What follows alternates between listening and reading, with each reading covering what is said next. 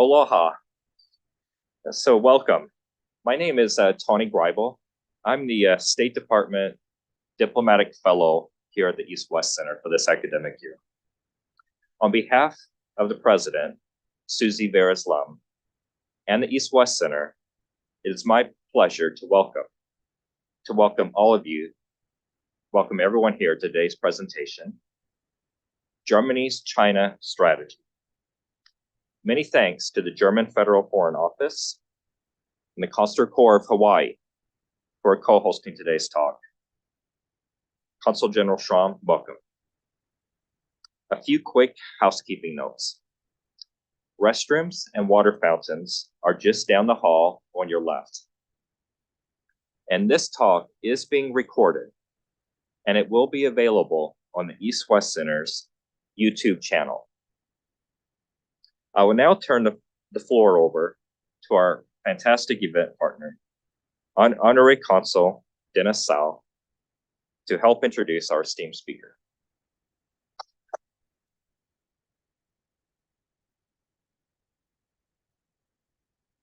Aloha, guten Tag. Very happy to be here today introducing our guest speaker. My name is Dennis Tsao. I'm the Honorary Consul for Germany in Hawaii. And in case you wondered, I've been here for 23 years.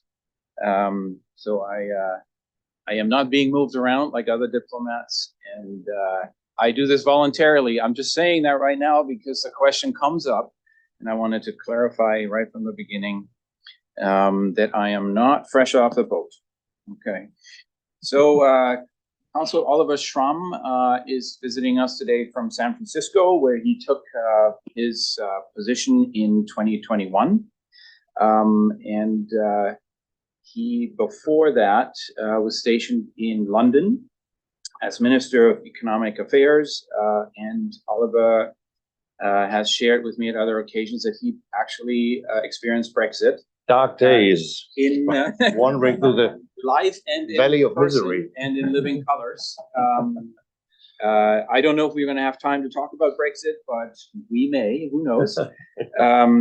He's originally from Hamburg, the prettiest, best, and most revered city in all of Germany. I just happen to be there, from there as well. We found out that we went to the same school at slightly different times, so I'm very happy to have a hamburger here. But to roll up his life takes a long time. I have 2.5 minutes. I've already burned through one. So I'm going to try to do this pretty quickly. He joined the Foreign Office in 1991 and was part of the first shared East and West diplomatic corps at the time. So he started his career in Bonn, not in Berlin. He then moved on to the Chancellery in Berlin as a speechwriter. And if you have ever read anything from Oliver, you notice there is a skill set there that's very deep and rich. He then was sent to Korea, to Seoul, to the embassy, and was head of the political department there. Then moved on to the Kennedy School of Government in Harvard, spent a year there to hone in on some skills. Then was placed in DC for 2 years, from there to Berlin, after that Rome, and then Lima, Peru. And then as it is common, diplomats get sent back to the Home Office, so he spent a couple years again in Berlin, and now he's here. Yeah. Luckily, post-pandemic, and happily placed in San Francisco with 3 children, and a wife, a lovely wife. And you would not believe that Oliver is actually half Italian. Yeah, I did not know that either. It's kind of a surprise. We're everywhere. He just let that cat out of the bag over there, and I'm like, what? So he speaks Italian, French, English, and broken German. Yeah. And with that, Plattdeutsch. Oliver, I'm so happy you're here, and I'm excited to hear what you got to say about our topic, the China strategy of Germany. Thank you so much. Thank you, Dennis. Make me always my eyes well up when and make me feel even older when rushing through the years that have gone by so quickly. But yeah, modern day nomad, if you will. But Tony knows, of course, what I'm talking about. But it's all is well that ends well. So from the dark valley of Brexit misery now to the sunlit places in California, and I can tell you we had 45 degrees this morning in Hillsborough, where our residence is, and I was freezing in the airplane. So I'm so glad we're here at 90, and I can, like a lizard, I can enjoy the sunshine and warm up a little. I wanted to thank first of all, I wanted to commend the East-West Center for all they've done for so many decades, 1960, to get understanding in different regions, Pacific region of all places, growing and bring so many talented people and thinkers together. And Anna just told me she's going to be over in San Francisco in 2 weeks' time when APEC is happening, helping the State Department. So I really commend you for that. And I think that's what with all the bad news that are hanging in the air from different places,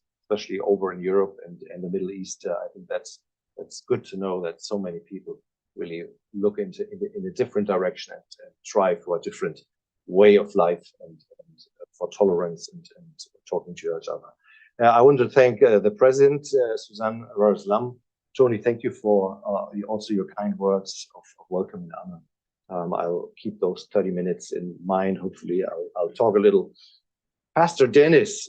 Dennis is how to describe him? The German omnipresent whirlwind on the islands, and he must have come because he's still so young. He must have come as a toddler, I guess.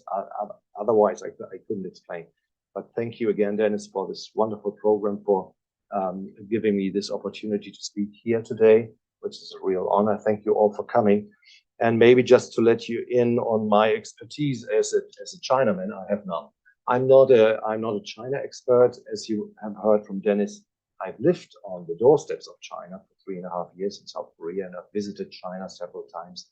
But certainly as a diplomat, looking at geostrategic conflicts and different shelves, touching and connecting and pushing each other, that's certainly something great interest for everyone, especially if you look back at the past 2 to 3 years, or even a bit further back, since things have turned from romance to a more difficult relationship. It's everyone's attention. And of course, the fact that Germany has come up with its own first ever China strategy is very telling, when even the Germans decide to write down a strategy and to make their minds up. It means something is going on. Maybe just a quick word on who we are and where we are in the US. We have, apart from our embassy in Washington, D.C. and our permanent mission in New York, we have 8 consulate generals all over the US, 2 on the West Coast, LA and San Francisco, 3 in the middle, Houston, Chicago, Atlanta, and then on the East Coast, Miami, New York again, and Boston. Of course, we are very closely related. We are in the Bay Area representing, in the Bay Area alone, 60,000 Germans, I think a couple thousands here on the islands, another community up in the greater Seattle area. So there's a lot. It's a large district. It ranges from American Samoa, as you rightly pointed out, to Alaska and then to Montana on the eastern side. And of course, Silicon Valley is a little distraction in my daily endeavors. So I'm extra glad I could get away from my desk, open the shackles, unchain myself, and fly over. And I'm gonna enjoy it every moment, every second.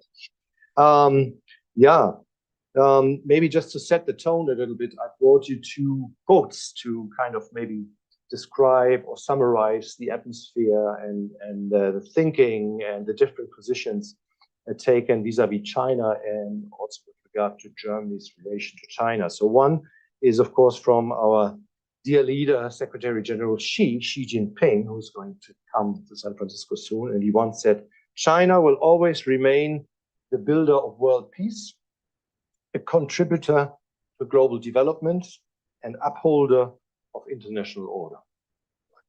Noam Chomsky, on the other hand, his quote sounds a little different, saying, unlike Europe, China can't be intimidated. Europe backs down if the US looks at it the wrong way. Would have to say something about that. But China, Chomsky says, they have been there for 3,000 years. and are paying no attention to the barbarians and don't see any need to. So this is somehow spanning the whole political space in a way. So for decades, China has been courted. Direct investment has flown into China. Our economies have benefited, especially I'm just reading the book by Chris Miller, Chips War, when the Japanese were seen as the biggest threat to American economic interests. So a lot of investment was placed in China, and it seemed that also following an old motto of German foreign policy, Wandel durch Handel, so change through trade, seemed to be the way to move Chinese society and economy in the right way, and also create something as a middle class in China, and thus helping also to open up other sectors of society. But it seems that things have somehow taken a couple of years back a different turn, a more difficult turn. But before I come to this, maybe just a word on German-Chinese relations, just to set the stage where we're coming from. They really only started when the German Empire came about in 1871, so when Germany became a political entity. Prussia at the time, we had a little phase where we had a small territory in Tsingtao. I think only the beer is the remnant, the famous Tsingtao beer of that era, and somehow our relations developed on a quite friendly, neutral basis, because unlike other European powers or the US, Germany somehow disentangled and was rather perceived as a commercial economic partner, and not so much as a power presence in the Pacific. And then after the war, and after then the world decided to have the People's Republic of China join the United Nations. Since then, the Federal Republic, then West Germany at the time in 1972, established diplomatic official relations with China, and we've just celebrated that. As celebrated is maybe a bit exaggerated, but we acknowledge the fact that we're now 50 years in relations, and of course things seemed to go very well over the 70s, the 80s, the 90s. Every year, German chancellors, which is our prime minister, made a pilgrimage to Beijing, to Shanghai. We had a lot of important direct investment, German investment. Of course, the car makers all went there, Volkswagen, Daimler, BMW, but also chemical production, BASF, for Siemens, high-speed trains. So that was almost an unbalanced relationship, because our direct investment in China is multiple times bigger than Chinese at the time. The other coin, or the other side of the medal, is that our trade relations grew very much, and by now China is the most important trading partner for Germany. We import 12% of our overall imports come from China. The US is number 2 with 6%, and then France. Although overall, the whole EU, we import more than 50%. But as an individual trading partner, China is number 1. Our trade volume has grown to roughly 300 billion. But our exports are just 100, and 200 come from China. So there's this other balance that we have. And I mentioned that already. We have more than 5,000 companies over in China, but somehow in the tens of this century, 2015, 18, when I was in London, things turned sour. So you had a different foreign policy stance by China.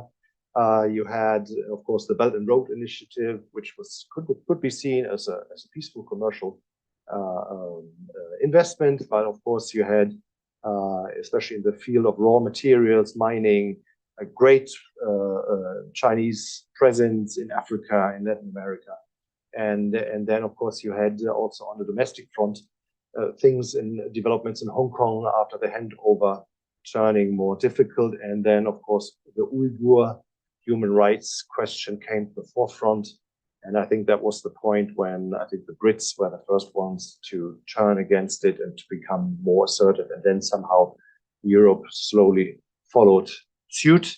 And all of this basically led in a nutshell to the German government thinking about our new relationship with China, or the new challenges rather that have appeared. Think also about espionage, about Huawei, about components in our mobile phone system, etc. So after some time of consideration and a long, hard look, the German government decided to write down what we thought we must act of, and what we must maybe do differently in the future. And this China strategy that was launched in July of this year, after long deliberations, I can tell you, so 83 weeks, and it's still seen by many as a split stance. So because you wrote in the introduction, multi-faceted, it's still a relationship with many different facets. And I think it's no secret that Germany has basically taken over this threefold or this title, basing our relationship on three pillars, or with three different qualities rather, that came from the EU's strategic outlook on China 2019. So China as a partner, one, China as a competitor, and thirdly, China as a systemic rival. And unfortunately, as a competitor and as a systemic rival, China has now resorted to a big change, I would say, in their relationship with the so-called West, with the US, but also with Europe, with EU member states like Germany. But of course, to look also on a positive angle, China is and will remain an indispensable partner if you think about the solutions we need for global challenges like climate change. How can you ever, we can shut down all our nuclear plants, which we already did, our coal power plants, but the main culprit, or one of the main producers of CO2, is China. And we need to get China on board, and maybe also with regard to business opportunities that you find in clean tech, climate tech, but also in a regular dialogue that we will hold with China, be it on a bilateral basis, but also in multilateral fora. We would like to see China appear more, or as much as they did in the past. They do less so now. So one of the or a number of elements that we would like to preserve also with the strategy is to counter some of the trends and tendencies we see coming out of China, preserving our free and democratic way of life, our sovereignty, coming back to espionage and our energy security, wealth, our security, and our partnerships with others. That's a reference to the presence of China in Africa and other places. You've seen one example or several examples. United Nations resolutions on human rights didn't fly because many African or Latin American countries were abstaining or voting against for fear to lose favor or investment, Chinese investment in their country, and heavily depending on it. So they are like the 2-3 main pillars. The strategy, the 68-paper strategy, is built upon. One is one thing we need to resort to is de-risking. So we need to lower dependencies in terms of energy, in terms of technological capabilities. A bit we've seen through the pandemic also, when now semiconductor, for instance, semiconductor production is based on several places. So Intel is now building a semiconductor fab in Germany, in Ohio, in other places. So to kind of de-risk and to level out the risk in many different fields. Then on the other hand, we don't want a decoupling from China. So China is still It has grown from being like the workbench, the manufacturer of the world, to become more of a high-tech competitor. But many components, many products we need, not necessarily on a high-tech level, we need from China. So Apple smartphones wouldn't run without the production going on in China. And what we also want and need to do vis-a-vis these newest trends, we need a better coordination with regard to China. So far, our perception is that single states have gone it alone, or the European Union didn't get their act together, or also within Germany, within the different departments, there have been very disparate levels of knowledge and also strategic thinking. And this is also something that the strategy, the paper, looks at and makes propositions to change that. We also want to do that on a European level, but also internationally within the framework of the G7 partners, etc. But what we don't want to do is, of course, completely antagonize China. We don't want third countries, partner countries, having to choose between Germany or the EU or the West or China. But we want to make, if we can, attractive offers and programs like in the Global Gateway program the EU proposed to build up infrastructure, a little bit following in the footsteps of the Belt and Road, but with a different twist, to bring together different partners and maybe also China on board, and somehow through this strategy and through this new thinking also engage China as much as we can. And I mentioned the relationship that was a good and intense one through the years when Angela Merkel was still German Prime Minister. So in 2014, we launched a strategic partnership with a plethora of different formats and fora. We just had in June the 7th government consultations taking place in Berlin. The foreign ministers are speaking on a regular basis. So there is contact, there is talking, but there needs to be more, and it needs to be more based on international, on an international cooperative footing. So what we also propose in the strategy is also to involve other partners when we hold bilateral talks, for instance, to have EU partners or international partners come and join for certain topics, for certain fields and certain areas. What we really want to look at, and some of it already maybe came through my presentation, is I think the only way out of this kind of antagonism or perceived systemic rivalries that we see when some Chinese representatives say, well, China, we are China, we are much bigger than you, referring to the neighborhood. We want to bring back China, and maybe through the neighborhood as well, to develop further an international rules-based order. We need to get all these fantastic international institutions, organizations that, thanks to the United States, were created after World War II, get back functioning. There was a little hiatus some years back, also in the US, but I think that's the only way to make it clear to the leaders in Beijing that this is the only way forward, and this is to the benefit of everyone, and it's a long-lasting solutions.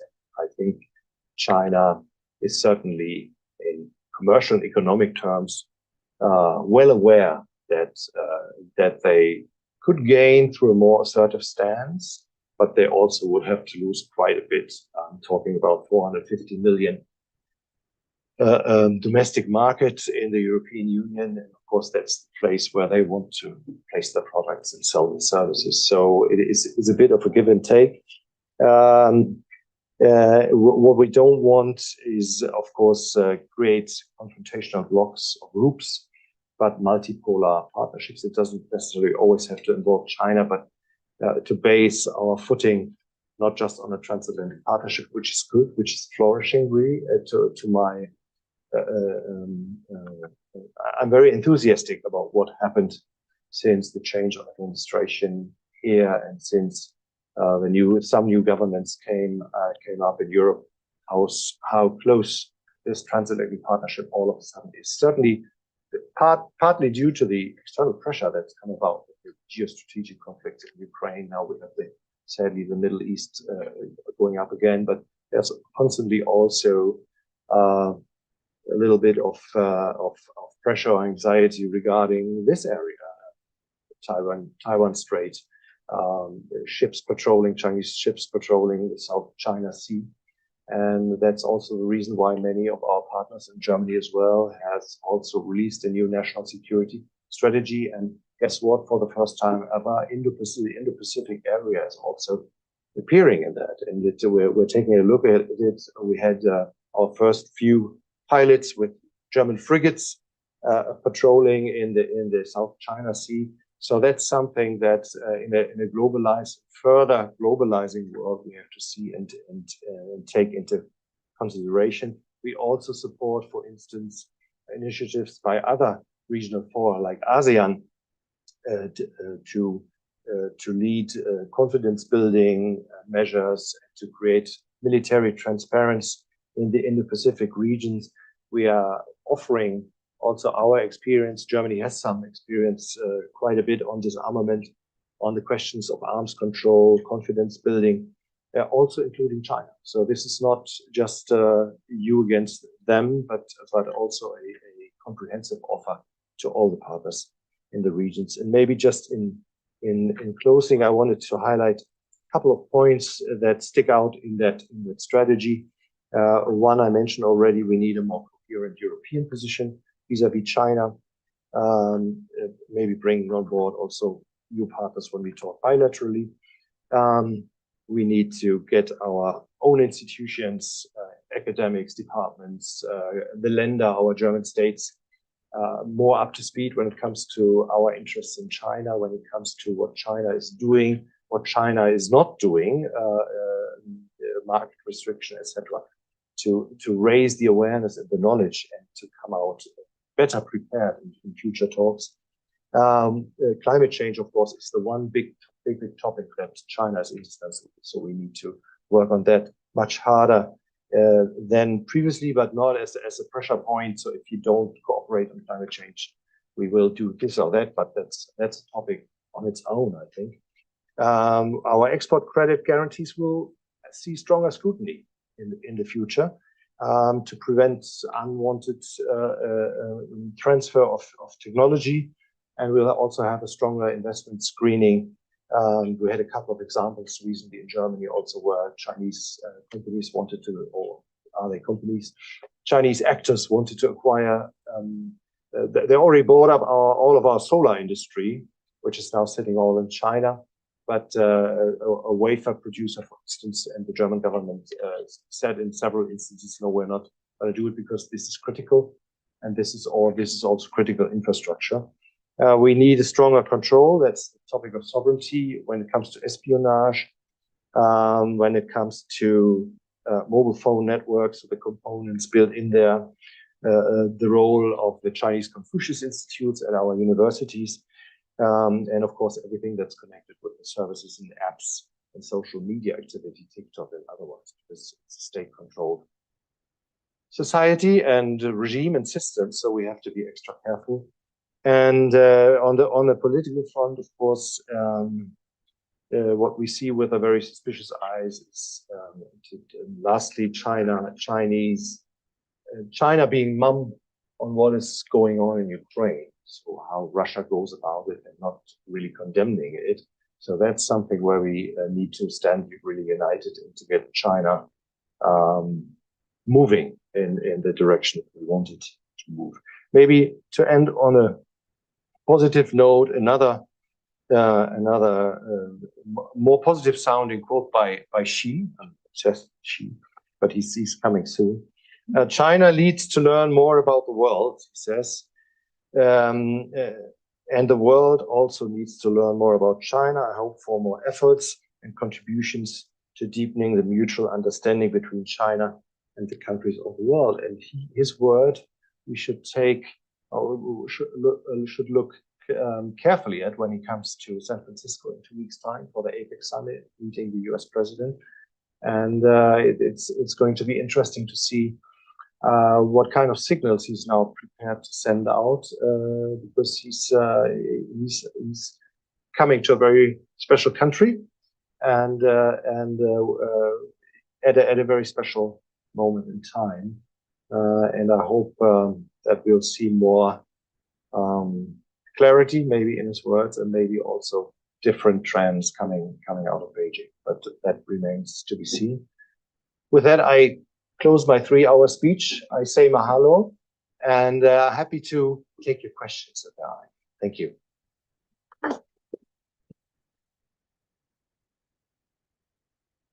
So for questions today, our student here, ASO Center student Mandy, who's also from Germany, is going to help facilitate Q&A. So if you'd like to ask a question, please raise your hand and wait for the microphone. Mandy's going to run it to you.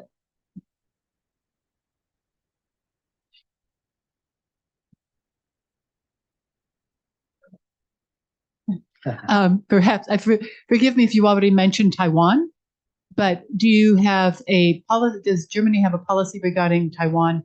Is it in your strategy at all? It is, as far as I know, it's indirectly included, because the focus was a clear one on the changed stance the People's Republic is taking. So the big motto, the title was, China has changed, so we have to change our perception, our strategy, and our measures we are going to take. But of course, it's in everyone's view, and I mentioned Chris Miller in semiconductors, and this is, of course, we've seen even through the pandemic how important that is, also because, of course, Taiwan is not only producing chips, but the chips, because all the other ones come from the People's Republic. So yes, it is not explicitly mentioned, but it's with a clear view, and there's a reference to a maritime presence of European partners, Germany as well, in the area to make sure things don't steam up.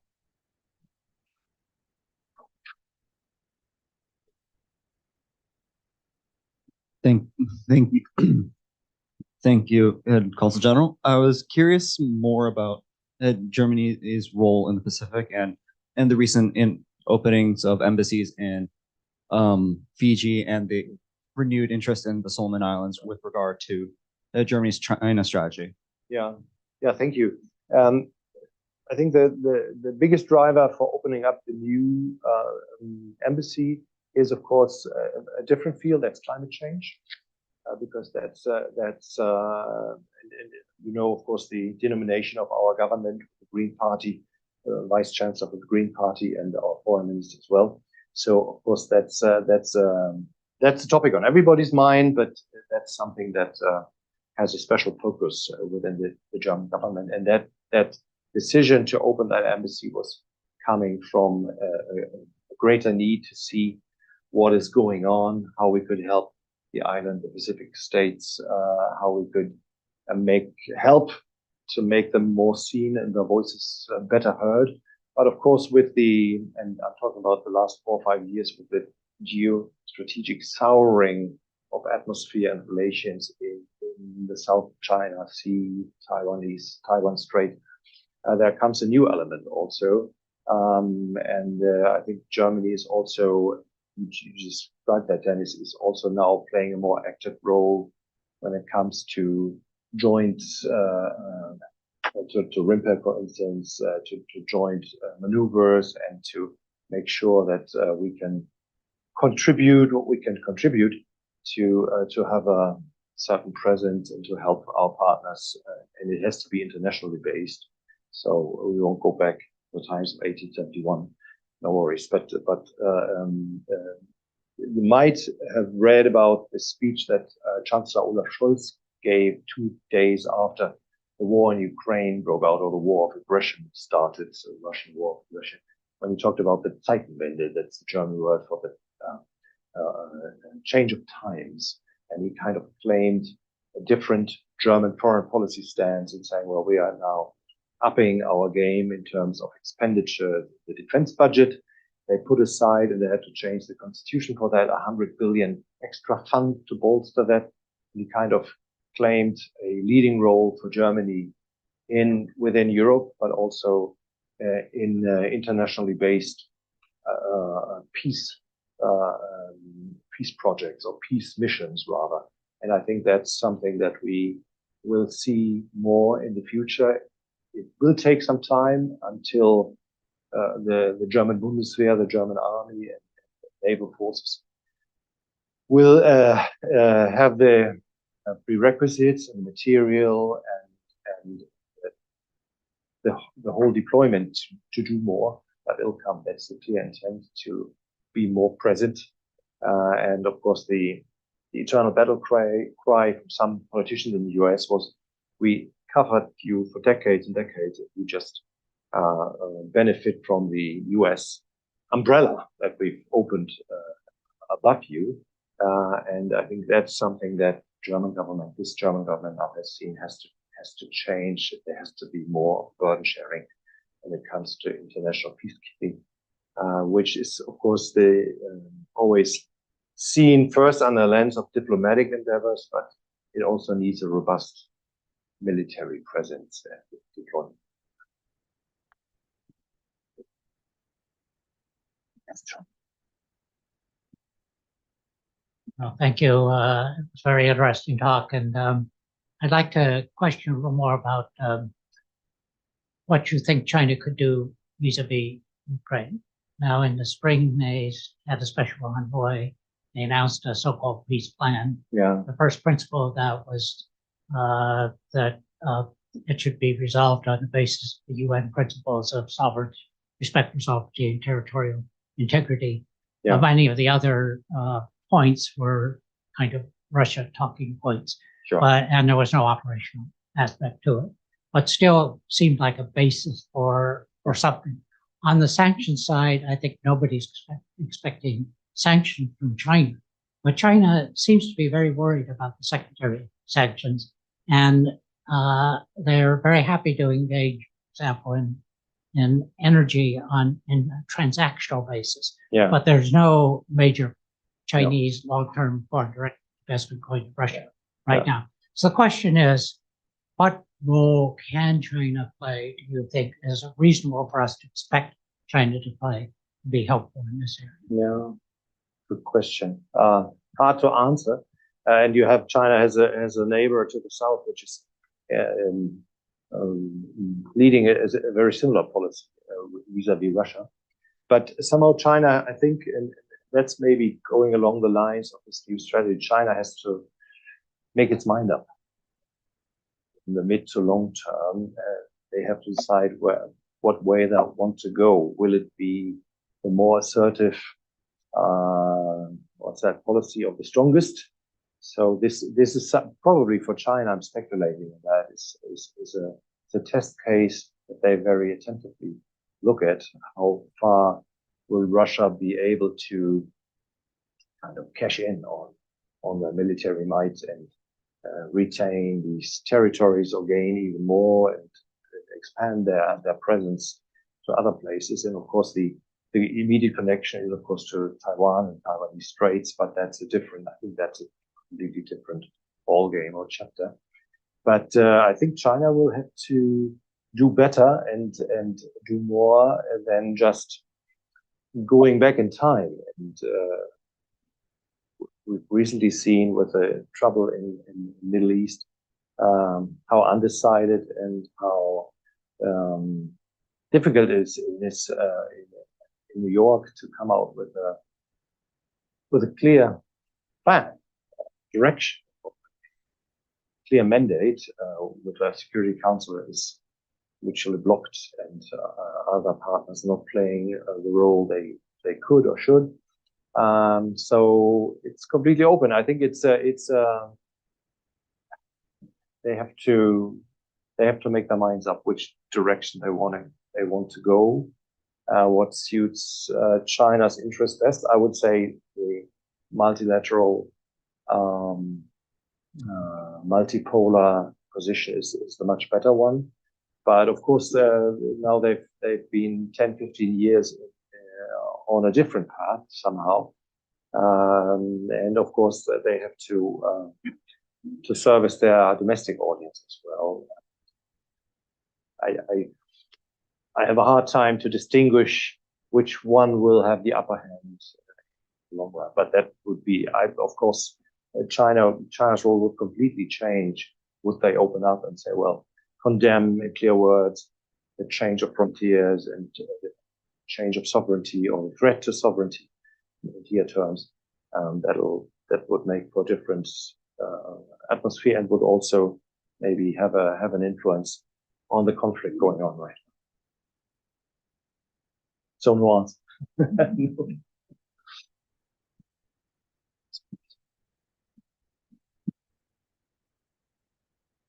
Consul General Schramm, thank you for the remarks. Regarding for security always seems to come up, but in your experience, I'm not sure if you are familiar with China's old foreign policy, at least in the past 7, 8 years, where it was the Wolf Warrior after their famous action movies. We had them in London as well. Yeah. So in the change of administrations for all sides of the Western sphere, you've seen a more willingness to at least step back or engage with diplomatic talks. But then with the advent of current global security issues, they straddle the fence, so to speak. But in your experience with their dealings in Germany, since they have never been a particular adversarial stance, do you think that the Chinese strategy now is to engage more individual as opposed to blocks, such as the EU or with the UN or consolidated groups of nations, and they're more interested in talking one-on-one? That would be a great tactic for them. I think they would love to do that. Germany is, of course, a very special case. We are their biggest trading partner in the EU, and we are one of the main investors in China, and as you said, not very adversarial in the past. But that's exactly also one of the basic lines that this strategy is also proposing to make sure that divide et impera cannot become a successful strategy or tactic for China.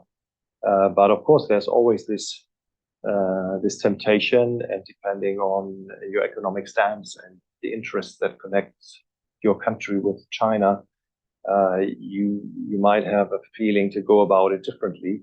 But all the more important it is really to come up with a joint position. The West, I see the recent legislation by the Biden administration in that vein.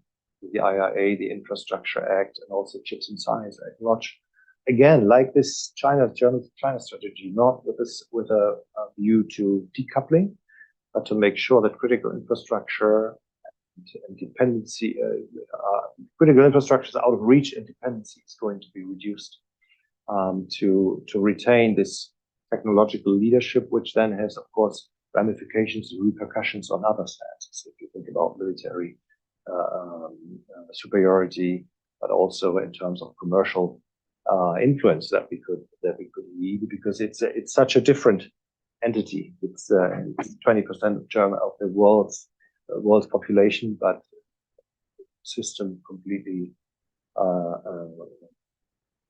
system out of pass, if you will. But on the other hand, like still our big manufacturing, our big sweatshop and production place for the world. And I think the only way forward is really to group up, to make attractive offers as we can to China, highlighting the benefits, but also in cases of antagonism and systemic rivalry to step up to the plate and say this far, but no farther. So it's a three-pronged approach really in China. And Germany, I agree, has to be more assertive and has to be very clear also in its sense. We are good partners, although many of our companies complain nowadays that the Chinese government had promised further market liberalization and opening, but it's always gone the other way around. So it's getting more and more difficult for German companies to open up, to retain some of their revenue, or to get their profits out. It's losing attractiveness, really, but it's of course a big market. So it's, you know, we're somewhere in the middle, like with the Uyghur question. You have flagrant, blatant human rights atrocities happening, but then on the other hand, you have machinery. So Uyghur region is I think one of the biggest regions in the world where they produce cotton, which is then of course ending up in the H&M and shops and in all the other boutiques of the world. But of course you make also good. It's also good for business if you sell. So we're somehow in between, and therefore I find this strategy extremely helpful to make clear also to a wider German public, but also to businesses, to trade associations in Germany, that there's a certain limit to things. And we have also, in terms of legislative positions, we've followed suit with the United Kingdom and other countries when it comes to supply chain, the control of supply chains, where do raw materials come from? So, no. One more question. There's one in the first row. Thank you, Kate Zhou from UH Manoa, Chinese politics. Thank you for your talk. I want to ask you, are you trying to say that the German government is also going to close Confucius Institute, right? Well, it depends. What I've seen in my time in London, the Confucius Institutes were the term wolf warriors fell very vociferous and very much on a political footing in the events that they organized and the statements that they came out. That hasn't been so much the case in Germany yet, but they are mentioned in the strategy as well. So everything that's kind of coming as an undue influence, trying to undermine public opinion, it's also on the list, yes. Okay, from your talk, I'm sorry to say, I find that it's very much like the U.S., the Biden government response to China, U.S. strategy, very much similar. But both Biden administration and your talk do not deal with the fact that most elite in China, they dislike the Xi Jinping government. I think good strategy should involve some kind of active actions to support more reform period. Oh, absolutely. That need action. Yeah. Can I just say that? Good opportunity right now is coming. The Prime Minister Li Keqiang right now is controversial, maybe killed by Xi Jinping's people. And his wife right now have an open letter and tell people to examine the body and want outside people to do that. It'd be great that the Westerner, the powerful country or good country like Germany, I'm very grateful the German government is supporting a lot of human rights activists from China. That's a very good thing to do, but also can be, give some signal to support her, right? She said, I will kill myself. Well, I'm willing to be killed too. I want this truth to come out. Yeah. I think this is a crucial moment. Yeah. And there are thousands of Chinese people risk their life, millions of people right now on the street with flowers. I call it the flower movement in China. What kind of exact action you guys going to do to help Mrs. Li? That's a very good point. Thank you for that. So in my remarks, I concentrated mostly on economic and political dialogue, but of course there's civil rights and civil society dialogue. There are different fora also. The big problem at the moment is that there's a great deal of non-dialogue taking place at the moment, and a lot of blockage from the Chinese side. So what we can only do is try to, through different our political foundations, our human rights organizations, try to find different channels. I remember at the time when I was in Berlin, Ai Weiwei came to live in Berlin to send out a signal also to the people in China that we see their plights in social terms, also in terms of human rights. But you can only engage as much as you can within a country.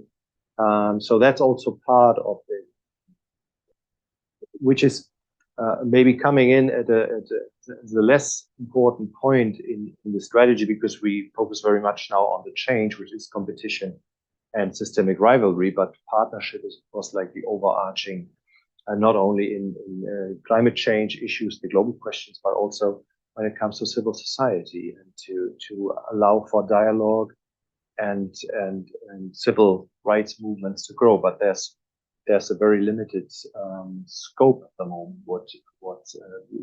Our politicians raise it every time they meet, the foreign ministers meet, but also on a sub-governmental level that's oftentimes raised, but at the time it's not going very far, unfortunately. But yeah, it's a good point. Yeah, it's a very important element.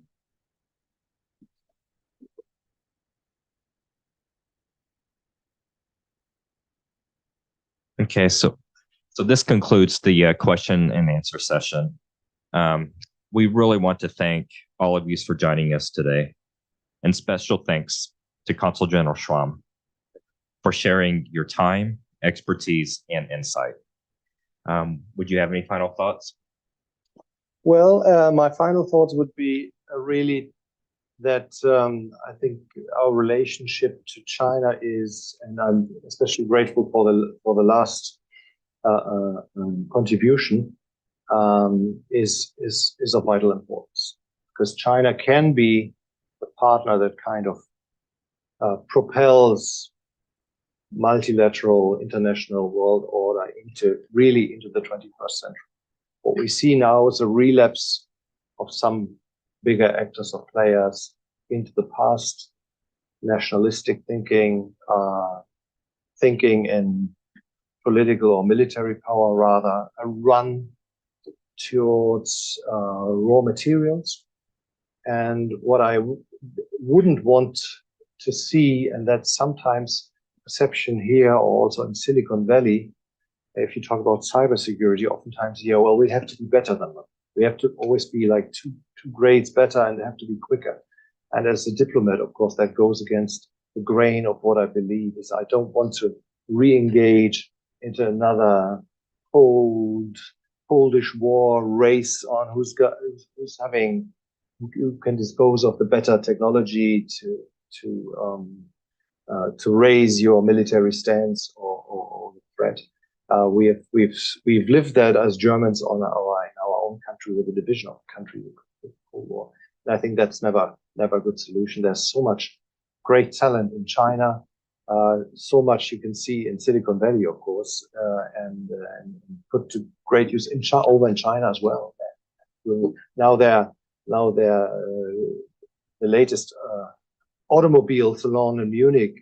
That was the big time for Chinese EVs, for instance. So there's much that's challenging us in a positive way, but I think we should somehow try to overcome these old-time political antagonisms that are doing good to no one. And we have some German old politician, Gerald Baum, who was with him when Helmut Schmidt was Chancellor. He was Minister of the Interior. He kind of exclaimed, he said, well, there's so many more urgent issues that we have to solve as a world community than just going to war and to engage in conflict. Let's do that. That would be my hope. That would be my final words. Thank you.